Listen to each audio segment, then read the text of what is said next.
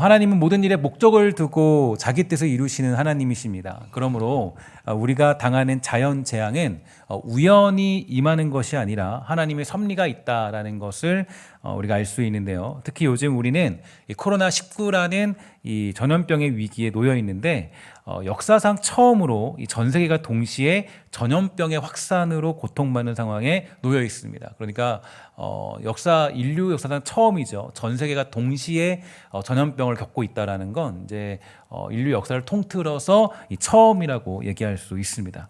특히 코로나19 바이러스는 계속해서 변종이 생기면서 이 전염되는 질병이기 때문에 각국이 대처하는데 이 어려움을 겪고 있는 실정이죠. 그러면 도대체 이 전염병이 우리에게 주는 메시지는 어떤 걸까요? 일단 성경이 강조하는 독특한 원리는 하나님의 주권 사상이라는 것을 기억해야 됩니다. 그러니까 하나님의 주권 사상이 있는데 그 주권 사상 가운데 우리가 이제 이 모든 걸 해석할 필요가 있게 되죠. 하나님의 주권은 모든 것을 포괄하고 모든 것에 미치고 이 땅에 대한 하나님의 통치는 절대적입니다. 그러므로 코로나19 바이러스도 하나님의 섭리 안에서 이루어진 것이고 하나님께서 이 일을 작정하셨고 또 통제하시고 이 문제를 반드시 마무리 지을 것이다라는 것을 우리는 믿어 의심치 않죠. 하지만 중요한 것은 이 성경에서 일어나는 재앙에 대한 인식, 그 인식은 자연적인 결과가 아니라 죄가 침투한 세상에 대한 하나님의 심판으로 간주하고 있다라는 겁니다. 그러므로 우리는 이 코로나 사태를 통하여서 하나님이 우리에게 말씀하시는 것이 무엇인가에 대해서 반드시 묵상하면서 살펴볼 필요가 있고요. 하나님의 뜻을 발견하는 일에 우리의 시선을 돌려야 될 이유가 바로 거기에 있는 것이죠. 우리가 요즘 묵상하고 있는 요엘서가 작성된 그 배경을 보면요. 이 자연적인 재앙이 일어나면서 그에게 주신 하나님의 계시입니다. 요엘이 활동하던 시기는 대제사장 여호와다가 이 북이스라엘 왕 아합과 이세벨의 딸인 아달랴를 이 남유다의 왕위에서 몰아내고 이 다윗 왕가의 왕권을 복원함으로써 이 남유다 제8대 왕인 요아스가 남유다를 통치하고 있던 때였습니다. 요엘의 활동 연대기는 바로 이 요시야의 치세 연대인 BC 835년부터 796년 정도로 추정되어지는데요. 이 시기는 종교 정치적으로 매우 불안정한 시대였다고 평가받고 있는 시대죠. 그래서 북이스라엘은 말할 것도 없는 상황이었고 또 남유다는 그나마 이 대제사장 여호야다의 활동으로 인해서 이 종교개혁이 이루어지는 것 같았지만 그가 세상을 떠나게 되자 이 종교개혁을 실시하던 요아스 왕도 신앙의 열정을 상실하면서 이 백성들의 우상숭배 행위를 묵인함으로 결국 그러한 일들에 동조하고 마는 비참한 일들이 벌어지고 있는 시대였습니다. 근데 바로 그때쯤에서 갑작스럽게 이 전무후무한 이제 메뚜기 재앙이 남유다 온 땅을 휘쓸게 돼요. 메뚜기 대재앙이 찾아오게 되고 요엘은 아마 이게 한 4번 정도 계속 될 거다라고 이렇게 예측을 했고요. 또한 이 그 메뚜기 대재앙이 남유다 온 땅을 휩쓸고 가서 전 국토가 황폐하게 됐는데 문제는 이때 당시에 극심한 가뭄까지 겹쳐서 이 백성들의 피폐와 고통이 극에 달하고 말았죠. 그렇기 때문에 많은 사람들은 이 재앙을 보면서요, 이 2가지 의견으로 갈렸어요. 어떤 의견이냐면 첫 번째 의견은 이제 남유다는 하나님의 심판으로 완전히 망하게 되었다. 그리고 그렇게 절망하게 되는 쪽과 또 다른 하나는 이것은 그저 우연한 이 어떤 자연재해일 뿐 이번 위기가 지나가면 모든 것이 다 정상화될 것이다라고 안일하게 생각하였는데 바로 그때 하나님께서 요엘 선지자를 통하여서 말씀하십니다. 메뚜기 재앙은 단순한 자연재해가 아니라 선민들 모두에게 보여주시는 초자연적인 징조로서 장차 다가올 여호와의 날에 대한 예시다라고 요엘에게 가르쳐주죠. 요엘서 1장 15절에서 보니까 요엘이 이 계시를 받고 이렇게 고백합니다. 슬프다 그날이여 여호와의 날이 가까웠나니 곧 멸망같이 전능자에게로부터 이르리로다 이렇게 고백하는 것을 보게 되는데요. 그러면 이 여호와의 날은 어떤 날을 의미하는 걸까요? 일단 이 단어에 관해서 조금 이 기본적인 정의를 보면요. 여기에 라이프 성경 사전의 정의를 보면 이렇게 되어 있습니다. 하나님의 나라가 완성되는 만리를 가리키는 종말적인 단어인데 이 날은 이중적인 성격을 지닌다. 하나님께서 지상의 모든 죄악과 사망의 세력을 심판하시는 크고 두려운 심판인 날과 동시에 당신을 바라는 자들에게 승리와 구원을 베푸시는 은혜의 날이다라고 그렇게 해석하고 있어요. 그러니까 요엘서로 보면 요엘서 1장부터 2장까지는 심판의 날을 의미하지만 3장부터 마지막까지는 바로 하나님의 회복의 날을 의미하는 것처럼 이 여호와의 날은 두 가지의 의미가 함께 여기에 함축되어 있다는 것을 볼 수가 있는 것이죠. 그러므로 이 여호와의 날, 심판의 날은요, 우리에게 있어서 절망의 날이기도 하고 소망의 날이기도 하죠. 그래서 이 절망 중에도 우리는 소망을 누리며 살아갈 수 있는 이유가 바로 여기에 있는 것입니다. 특히 요엘서에서 요엘이 강조하는 여호와의 날, 그 여호와의 날에 대한 개념은요, 심판에 대한 메시지가 더욱 강하다라고 볼 수가 있는데요. 일단은 이 메뚜기 떼가 일으키는 재앙은 우리의 죄악을 돌아보게 하는 재앙이었고, 또 여호와의 날이 찾아오기 전에 우리를 돌이키게 하시는 하나님의 섭리라고 해석해주고 있습니다. 그렇다면 모든 사람들이 어리둥절하며 어떻게 될지 모르는 상황에 놓여 있는데 요엘은 어떻게 하나님의 계시를 받게 되었을까? 어떻게 이것이 하나님의 뜻이 있다라는 것을 깨닫게 되었을까? 이게 중요하죠. 한 가지 힌트가 있는데요. 여러분들이 이 힌트를 가지고 요즘 이 시대를 살아내셔야 됩니다. 바로 2장 12절 13절에 보면 이렇게 되어 있습니다. 여호와의 말씀에 너희는 이제라도 금식하고 울며 애통하고 마음을 다하여 내게로 돌아오라 하셨나니 너희는 옷을 찢지 말고 마음을 찢고 너희 하나님 여호와께로 돌아올지어다. 그는 은혜로우시고 자비로우시고 노하기를 더디하시며 인애가 크시사 뜻을 돌이켜 재앙을 내리지 아니하신다. 이렇게 우리에게 고백합니다. 근데 여기서 중요한 것은 제가 말씀드리고 싶은 거는 바로 이 앞에 보면 여호와의 말씀이다 이런 내용이 담겨져 있죠. 그러니까 이 얘기는 여러 가지 요엘이 급변하는 여러 가지 정세와 메뚜기 재앙이라는 엄청난 재앙을 만나면서 이 문제에 대해서 하나님께 질문했다라는 거예요. 하나님께 물었기 때문에 하나님이 말씀하신 거죠. 성경을 보면 우리 잘 아는 것처럼 요엘만이 그런 계시를 받게 된 이유가 어디 있냐면 이 선지자들이나 이런 사람들 보면은 어떤 일이 생겼을 때 언제나 하나님께 질문해요. 하나님 왜 이런 일이 생겼습니까? 질문한다라는 거예요. 그러니까 이 요엘도 마찬가지예요. 요엘도 이 메뚜기 재앙이라는 엄청난 재앙을 만나면서 이 문제에 대해서 하나님께 물었고 하나님은 그에 대해서 계시로 말씀해 주신 겁니다. 그러면 왜 요엘만이 이러한 계시를 받게 된 걸까요? 혹시 요엘만이 하나님께 엎드려서 이 문제에 대한 답을 요구한 것은 아니었을까요? 특히 요엘 선지자는요, 하나님 중심 사상이 매우 투철한 사람입니다. 그 사실을 1장 1절에서 확인할 수 있는데 우리가 보는 성경에는 이렇게 해석되어 있어요. 이 부두엘의 아들 요엘에게 임한 여호와의 말씀이라 이렇게 되어 있지만 이 원문으로 보면 떼바르 예호와 아쉐르 하야엘 요엘 벤 페투엘이라고 되어 있습니다. 이거는 보면 이 떼바르 예호와가 먼저 등장해요. 이 얘기는 어떤 얘기냐면 이 원래 이 구성되는 내용은 여호와가 먼저예요. 그러니까 요엘은 저자인 자신의 이름을 앞세우지 않고 여호와의 말씀을 앞세우고 있다는 거예요. 그러니까 이게 지금 이제 우리 성경으로 보면은 이제 부두엘의 아들 요엘에게 이렇게 시작되는데 사실 원문에는 여호와의 말씀으로부터 이렇게 먼저 시작하는 거예요. 그러니까 이게 먼저 보면은 여기서 보면은 이 여호와의 말씀을 앞세움으로써 가장 권위 있는 대상이 선지자 자신이 아니라 자신에게 분명히 계시된 여호와의 말씀이다라는 것을 강조하고 있죠. 그러니까 계시되었다라는 것은 하나님이 초자연적으로 그냥 요엘을 불러서 가르치는 것도 있겠지만, 그러나 이 하나님의 섭리와 질서들을 보면은 아마 요엘이 메뚜기 재앙을 만나면서 사람들이 다 혼동스러워하고 있고 이거 어떻게 되지라고 그렇게 고민하고 있는데 아마도 요엘만이 하나님께 물었던 것 같아요. 하나님께 물어서 하나님 이게 도대체 어떻게 된 일입니까? 답을 좀 주십시오. 어떻게 되는 걸 간절히 구했던 것 같아요.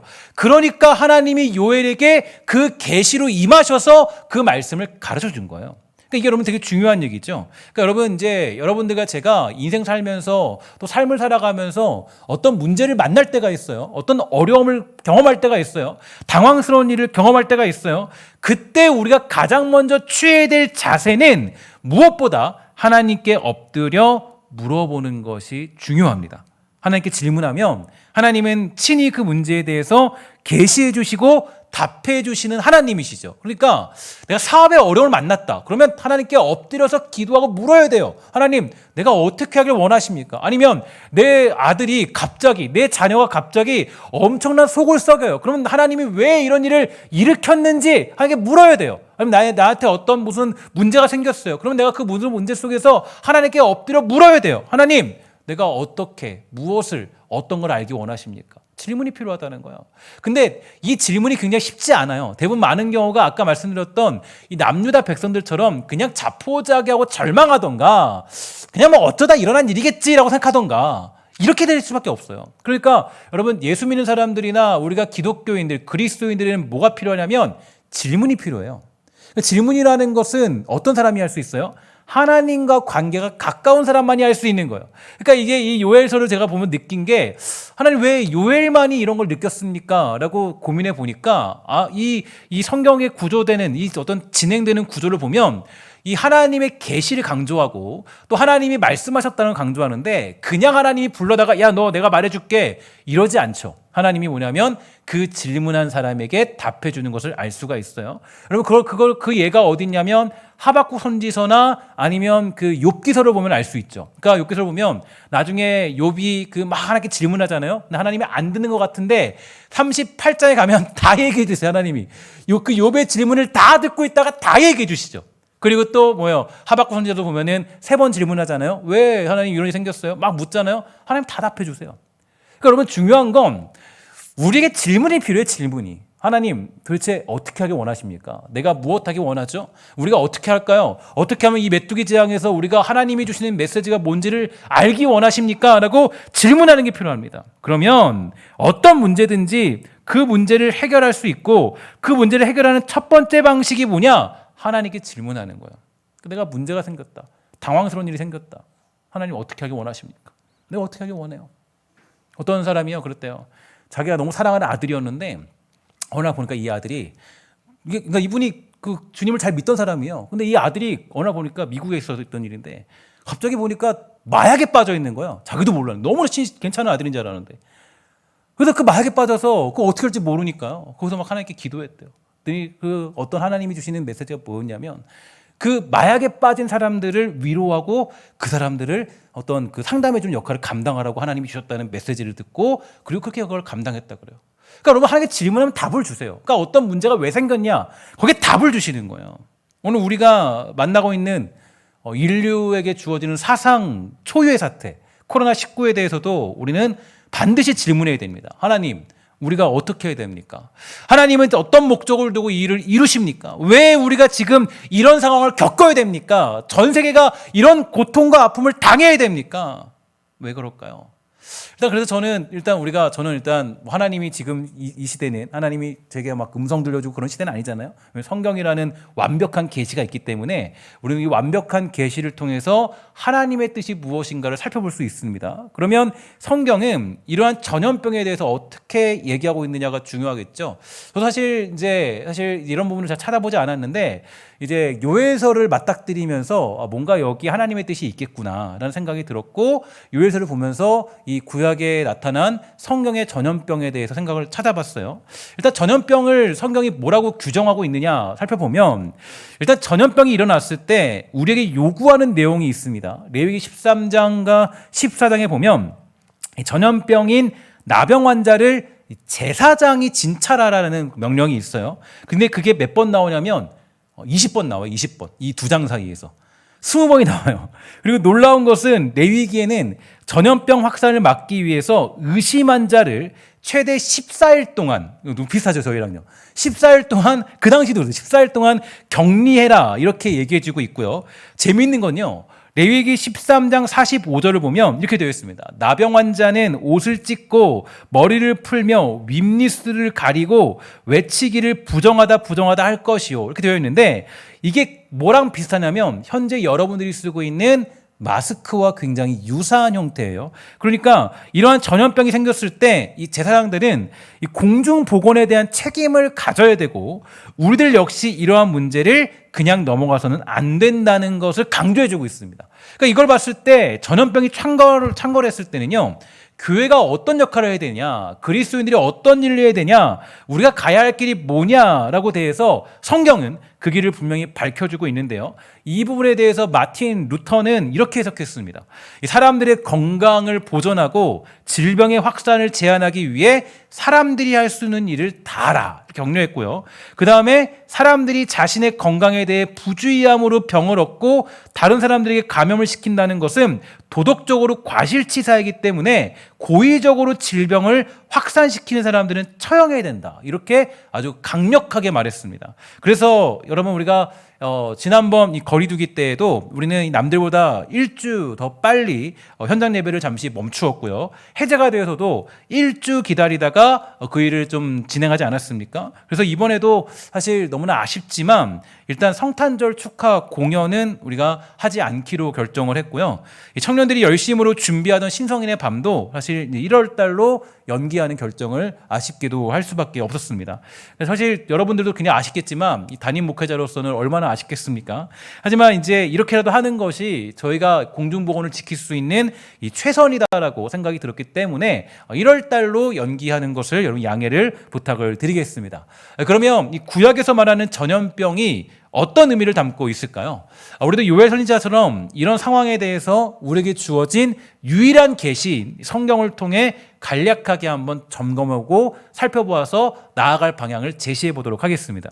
먼저 신명기 28장 15절과 21절에 보면 이 전염병이 저주의 한 방법으로 등장하고 있어요. 이렇게 되어 있습니다. 우리 함께 읽도록 하겠습니다. 시작. 내가 만일 내 하나님 여호와의 말씀을 순종하지 아니하여 내가 오늘 내게 명령하는 그의 모든 명령과 규례를 지켜 행하지 아니하면 이 모든 저주가 내게 임하며 내게 이를 것이니 여호와께서 내 몸에 연병이 들게 하사 내가 들어가 차지할 땅에서 마침내 너를 멸하실 것이며. 아멘. 이렇게 되어 있습니다. 그러니까 신명기는 하나님의 말씀에 순종하면 축복을 약속하지만 불순종하면 심판을 면할 수밖에 없다라고 말합니다. 그리고 심판으로 내린 재앙 중 하나가 바로 전염병이죠. 특히 이스라엘 백성이나 혹은 불신앙 등을 향한 이 반역의 벌로 내리신 재앙 가운데 하나가 바로 전염병입니다. 그래서 시편 91편을 보면 이렇게 되어 있어요. 전능자의 그늘 아래 사는 사람들은 전염병과 재앙을 두려워하지 않는다. 이 얘기는 하나님의 언약 백성들, 언약을 지키며 사는 사람들은 전염병에서 벗어날 수 있고 또 그 어떤 이 언약을 벗어난 사람들이 재앙을 받게 되는데 그것이 곧 전염병이다라는 그런 어떤 이 성경적인 그런 정의가 있다라는 거죠. 그래서 하나님과의 언약 관계를 잘 맺고 사는 사람들에게는 이러한 고통이 일어나지 않는다라는 것을 강조해주고 있어요. 두 번째로는 이렇게 얘기합니다. 구약 선지서에 나타나는 전염병은요, 국가 혹은 공동체에 임한 심판 과정이라고 정의합니다. 선지자 예레미야가 이 전염병이 하나님의 심판의 수단이라는 것을 선언했는데요. 예레미야 14장 12절을 보면 이렇게 얘기하죠. 우리 함께 읽어보도록 하겠습니다. 시작. 그들이 금식할지라도 내가 그 부르짖음을 듣지 아니하겠고 번제와 소제를 드릴지라도 내가 그것을 받지 아니할 뿐 아니라 칼과 기근과 전염병으로 내가 그들을 멸하리라. 아멘. 이렇게 되어 있습니다. 그러니까 이 전염병이 칼과 기근과 같은 이 동의어로 사용되고 있다는 것을 우리는 알 수가 있습니다. 그러면 왜 재앙으로 전염병이 주어지는 걸까? 그러니까 왜 재앙으로 전염병이 주어지는 걸까? 이 전염병과 마주한 기독교라는 책에서 이 최만수 목사님이라는 분 계시는데 이분도 제가 이제 굉장히 좋아했던 스승님이세요. 최만수 목사님께서 이 구약적인 상황으로 해석한 이 전염병이 일어나는 이유에 대해서 그 책에서 이렇게 밝혀주고 있어요. 북왕국 이스라엘은 사회적, 경제적 그리고 군사적인 강성함에 깊이 빠져서 하나님을 예배하지 않고 우상을 숭배하며 하나님의 말씀에 순종하지 않고 공의와 정의를 행하지 않았다. 또한 남왕국 유다의 경우는 하나님의 말씀을 듣지 않고 하나님의 선지자들을 죽이며 마음에도 없는 형식적으로만 예배를 했다. 하나님은 이들에게 불같은 진노의 표현으로 전쟁과 기근과 전염병을 보내겠다고 하셨다. 이 무서운 재앙은 이스라엘이 그 언약을 지키지 않았기 때문에 주어진 것이고 이런 하나님의 심판과 재앙은 결코 피할 수 없고 전염병은 공동체 전체를 멸망에 이르게 했다. 이렇게 우리에게 해석해주고 있습니다. 저는 구약에서 하나님이 전염병을 보내시는 이유가 뭐냐라는 것을 정리해보면 첫 번째로 교만함으로 하나님을 예배하지 않았고 우상을 숭배했다 그래요. 두 번째로 하나님 말씀에 순종하지 않았고 공의와 정의를 행하지 않았다 그래요. 세 번째로 하나님의 선지자들을 죽였고, 넷째 마음에도 없는 형식적으로만 예배했기 때문에 이 전염병을 보낼 수밖에 없었다라고 그렇게 해석하고 있다라는 겁니다. 그러므로 우리는 이 사실을 통해서 우리가 현재 마주하고 있는 전염병을 통해 누굴 점검해야 되냐? 세상을 점검하는 게 아니에요. 그러니까 여러분, 제가 이렇게 심판이라고 얘기하면 뭐 오해하면 야, 세상에 내려온 심판인가 보다라고 얘기하지만, 사실 심판은 누구를 가리키고 있냐면 사실은 우리를 가리키고 있어요. 언약 백성이에요. 그러니까 전염병에서 보호받는 사람은 언약을 지킨 사람들인데, 전염병을 걸리는 사람들은 성경에서 얘기하기를 언약을 어긴 사람들이에요. 그러니까 언약 백성 중에서 언약을 지키지 않은 사람들을 향한 형벌이 전염병이라는 거예요.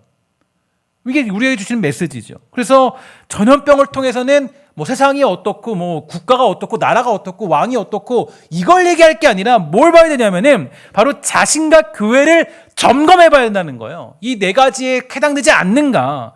우리는 교만하지 않은가? 우리는 공의와 정의를 상실하지 않았는가? 선지자들을 죽이지 않았는가? 마음에도 없는 형식적인 예배를 드리지 않았는가? 이러한 질문을 통해서 우리의 문제를 발견했다면 엎드려 우리는 회개해야 되는 거예요. 그 전염병은 이 아주 성경적 해석으로 보면은 세상을 향한 심판이라기보다는 우리를 향한 심판이에요. 구약에서 나타난 심판은. 그래서 우리는 이 전염병에 마주했을 때 우리는 여기서 우리의 문제를 점검해야 되는 거죠. 그리고 그 회개하는 자들을 향하여서 역대하 7장 12절과 14절은 이렇게 우리에게 말해주고 있습니다. 우리 함께 읽어보도록 할까요? 시작. 밤에 여호와께서 솔로몬에게 나타나사 그에게 이르시되 내가 이미 내 기도를 듣고 이곳을 택하여 내게 제사하는 성전을 삼았으니 혹 내가 하늘을 닫고 비를 내리지 아니하거나 혹 메뚜기들에게 토산을 먹게 하거나 혹 전염병이 내 백성 가운데 유행하게 할 때 내 이름으로 일컫는 내 백성이 그들의 악한 길에서 떠나 스스로 낮추고 기도하여 내 얼굴을 찾으면 내가 하늘에서 듣고 그들의 죄를 사하고 그들의 땅을 고칠지라. 아멘. 여러분, 잘 보면 전염병이 사라질 수 있는 방법은 우리가 주께 회개하는 것밖에 없어요. 그죠? 성경이 얘기해 주죠. 뭐라 그래요? 내 이름으로 일컫는 내 백성들이. 그러니까 여러분, 정확하게 규정되어 있어요.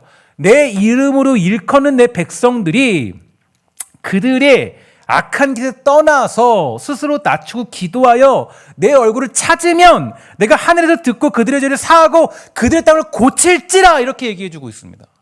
그리고 뭐라 그러냐면 그 조건이 이거죠. 혹 전염병이 내 백성 가운데 유행하게 될 때 너희가 할 일은 악한 길에서 떠나서 스스로 낮추고 기도하여 내 얼굴을 찾으면 내가 하늘에서 듣고 그들의 죄를 사하고 그들의 땅을 고치겠다. 이게 우리에게 주는 너무 중요한 메시지입니다. 그러니까 전염병은 공동체 전체를 멸망에 이르게 하는 충분한 힘을 가지고 있었지만 그 중에도 살아남은 자들은 바로 자기의 잘못을 회개하고 돌아오는 자들이었고 하나님은 그 땅을 고칠 것이다라고 우리에게 말씀해 주고 있는 것입니다.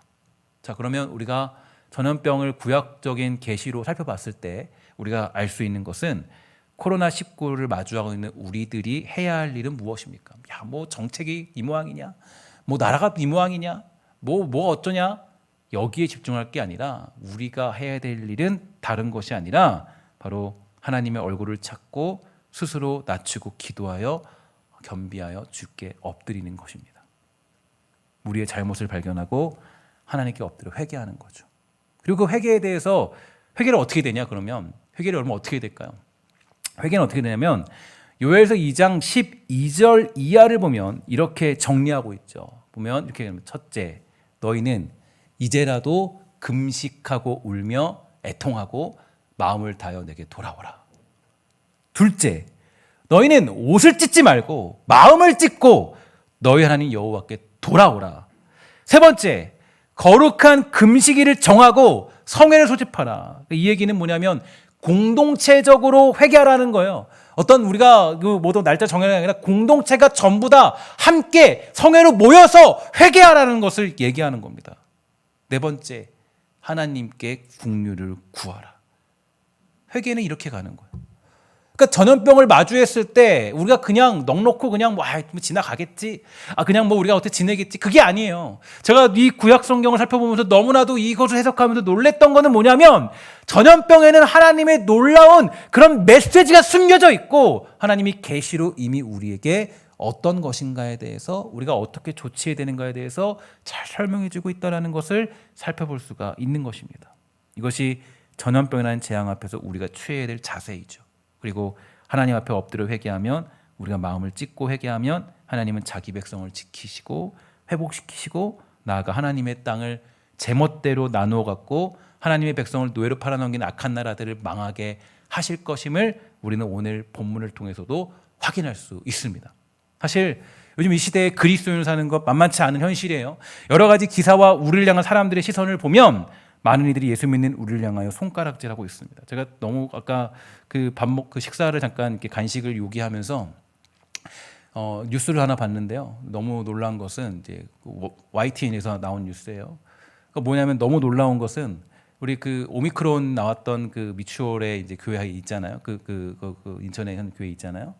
근데 거기 앞에 취재를 나갔더라고요. 취재를 나가서 거기에 사람들이 몇 명 오나 이렇게 다 보고 있더라고요. 몇 명 와서 취재하고 있고, 여기에 사람들이 몇 명 모였는지, 어떻게 모였는지, 어떻게 했는지. 이미 2주가 지났어요. 이미 여러분 14일이 지났어요. 근데 그냥 방송에서 그냥 교회 앞에서 아예 방송을 해요. 몇 명이 왔는지. 아예 방송을 하고 있어요. 사실 여러분 어디 식당에서 나왔을 때 그 식당 앞에 가 있지는 않잖아요. 14일이 지났는데. 뭐 하루 중 이틀이 아니고 14일이 지났는데. 그래서 보면서 아니 14일이 지났는데, 2주가 지났는데 폐쇄 다 했고 그래서 다 했는데, 거기서 무슨 가가지고 몇 명이 왔는지, 뭐 100명 정도밖에 안 모였다, 뭐 어떻게 됐다, 사람들이 또 무서움에 떨고 있다. 너무나도 제가 보면서 아까 올라오면서 또 이거 도대체 하나님, 도대체 이게 뭐예요? 도대체 아니 뭐 그거를 가지고 나가고 14일 동안 지났는데, 이미 지났는데 예배를 드리냐 안 드리냐, 뭐 그러면서 드리냐 안 드리냐. 사실 그러니까 우리 사실 이런 거 보면요, 막 힘들죠. 막 화가 나고, 막 저 같은 사람도 막 기분 나쁘고, 막 왜 저러는 거야? 그럴 수 있죠. 그러나 여러분, 중요한 것은 뭐예요? 우리를 향한 어떤 손가락질이 있고 너무나 끔찍한 말을 할 때도 있을 때, 그때 예수 믿는 일이 쉽지 않아요. 그러나 여러분, 이러한 때에도 우리가 해야 될 것은 여러분의 믿음을 지켜내는 것인 줄 저는 확고히 믿고 있습니다. 주께 엎드려 회개하는 것이고, 은혜와 긍휼을 구하고 주님과의 언약 관계를 회복하는 일이에요. 그리고 아까 말씀드렸처럼 전염병 예방에 최선을 다하는 것은 당연히 우리가 의무적으로 감당해야 될 일이에요.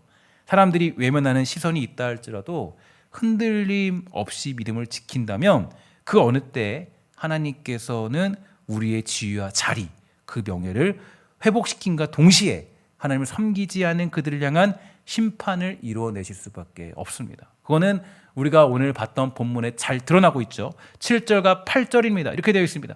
보라, 내가 그들을 너희가 팔아 이르게 한 곳에서 일으켜 나오게 하고, 너희가 행한 것을 너희 머리에 돌려서 너희 자녀를 유다 자손의 손에 팔리니 그들은 다시 먼 나라 스바 사람에 팔리라, 여호와께서 말씀하셨느니라. 하나님을 모욕하고 모독한 만큼 열방은 당할 수밖에 없고, 택한 백성을 취급한 대로 취급받는 일은 반드시 일어날 수밖에 없는 거예요. 그래서 여러분, 여기서 기억하셔야 돼요.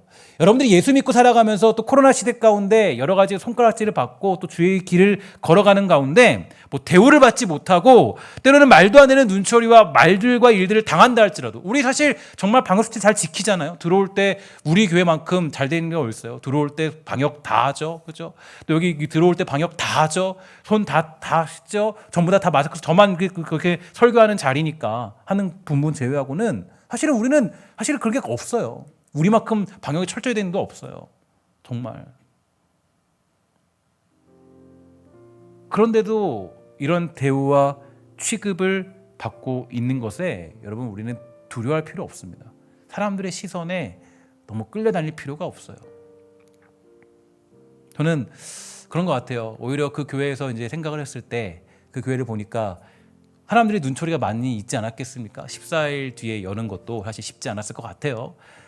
그래서 한 주 뒤에 여는 거 상관없지만 어떻든지 간에 지금 보면 잘한 결정이라고 생각이 듭니다. 어떤 마음에서는 우리가 사실 하나님을 섬기는 일에 대해서 너무 거기에 두려워할 필요는 없어요. 그러나 이 마틴 루터가 얘기한 것처럼 우리가 할 수 있는 최선을 다해야 되죠. 그러나 주께 영광 돌리는 일에 우리가 주저해서는 안 되는 것입니다. 왜냐? 결국 하나님만이 우리의 유일한 주인 되시기 때문이에요. 그래서 이 구약에 나타난 전염병의 사건들을 살펴보면서 이 전염병에 대한 한 소논문에 보니까 이렇게 밝혀지고 있습니다. 구약 성경에 나타나는 전염병의 의미는 하나님이 절대 주권자이다라는 사실을 고지하는 장치였다. 그러니까 전염병은 다른 의미가 있는 게 아니라 우리 하나님이 절대적인 주권자다라는 것을 알려주고 있는 것입니다. 그러니까 세상적으로도 그렇고 우리에게도 마찬가지예요. 저와 여러분들도 마찬가지예요. 우리들도 마찬가지예요. 우리가 하나님에 대한 절대 주권 사상을 상실해서는 안 돼요. 하나님만이 주인 아니겠습니까? 하나님만이 모든 일을 다 끝내실 수 있어요. 해결할 수 있다고요. 하나님만이 우리의 왕 되시고 유일한 주권자이십니다. 혹시 우리는 언약 백성으로 또 그 사실을 잊고 살고 있지 않습니까? 여러분들 우리가 혹시 그 사실을 인정하며 사는가? 이 질문에 답하여 살아가는 것이 코로나라는 전염병을 마주하는 저와 여러분들이 가져야 될 결심이라고 저는 생각합니다. 코로나로 말씀하시는 하나님의 뜻을 여러분 받아들이시고 하나님의 섭리에 함부로 원망하지 마십시오. 우리 원망하지 맙시다. 우리 이런 일을 만나서 원망하거나 하나님 그러지 마시고 우리가 하나님의 뜻에 묵묵히 순종해서 우리에게 말씀하시는 명령대로 회개하며 엎드리며 우리가 옷을 찢지 않고 마음을 찢음으로 말미암아 진실된 회개를 드리고 살아가는 우리들. 전염병을 통해서 다시 한번 우리에게 말씀하시는 하나님의 메시지가 무엇인지 한 주 동안 묵상하면서 우리에게 주어진 새로운 인생을 살아가는 아름다운 주의 백성 다 되시기를 주의 이름으로 간절히 부탁을 드리겠습니다. 그래서 오늘 이 시대를 믿음으로 잘 견디십시오. 그리고 하나님의 뜻을 향하여 한 걸음씩 다가서는 우리 모두가 되기를 주의 이름으로 간절히 축원합니다. 기도하도록 하겠습니다. 하나님 감사합니다. 이 땅 살아갈 때 우리를 불러주시고 우리가 주의 백성으로 살게 하시니 참으로 감사합니다. 전염병을 통해서 우리가 다시 한번 어떤 자리에 있고 어떤 위치에 있고 어떻게 살아가는지를 깨닫게 되었습니다. 우리에게 정말 옷을 찢지 않고 마음을 찢을 수 있는 진정한 회개를 하도록 허락하여 주시고 우리가 언약 백성으로서 전능자의 그늘 아래 살아가는 복되고 아름다운 주의 사람 다 될 수 있도록 허락하여 주시옵소서. 주어진 자리에서 우리의 방역을 최선을 다하여 지켜내되 하나님 그러나 하나님 섬기는 일을 우리가 두려워하지 않고 그 일을 잘 감당해내는 복되고 아름다운 주의 사람 다 될 수 있도록 허락하여 주시고 특별히 하나님 예수 믿는 것으로 말미암아 당하는 여러 가지 손해와 여러 가지 하나님 또 하나님 그런 눈초리 여러 가지 어떤 그런 핍박들 또 하나님 교회 나오고 싶어도 자녀들로 인해서 또 하나님 누군가 만류하는 사람들로 인해서 나오지 못하는 영혼들에게 위로와 힘 주셔서 하나님의 놀라운 능력을 베풀어 주시고 주님이 채워주시는 은혜와 사랑이 넘쳐날 수 있도록 주님 허락하여 주시옵소서. 모든 말씀 예수님의 이름으로 간절히 기도합니다. 아멘.